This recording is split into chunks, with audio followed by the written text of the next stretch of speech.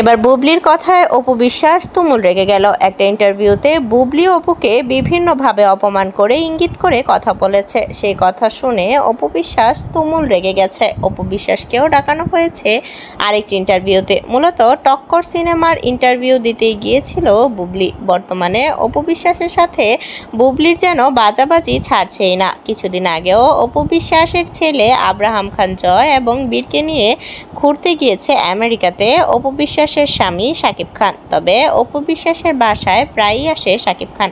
অপু বিশ্বাসও শাকিব খানকে যথেষ্ট সম্মান করে এখনও। তবে বর্তমানে অপু বিশ্বাস এবং শাকিব খানের সিনেমা আসতেছে শুনে বুবলি হঠাৎ করেই এক ইন্টারভিউতে বলে ওঠে যে অপু বিশ্বাস বর্তমানে বুড়ি হয়ে গেছে। তবে অপু বিশ্বাসের ছেলেকেও প্রতিবন্ধী বলে আখ্যায়িত করেছে বুবলি। বর্তমানে অপু বিশ্বাসকে অনেক দর্শকরাই ভালোবাসেন, কিন্তু বুবলির কোনো সিনেমায় হিট হচ্ছে না। অপু বিশ্বাসের বয়স হলেও বর্তমানে গ্ল্যামারাস এবং নায়িকার সব ভাবই আছে অপু বিশ্বাসের মধ্যে, কিন্তু বুবলি কোনোভাবেই সফল হতে না পেরে অপু বিশ্বাসের পিছনে লেগেছে।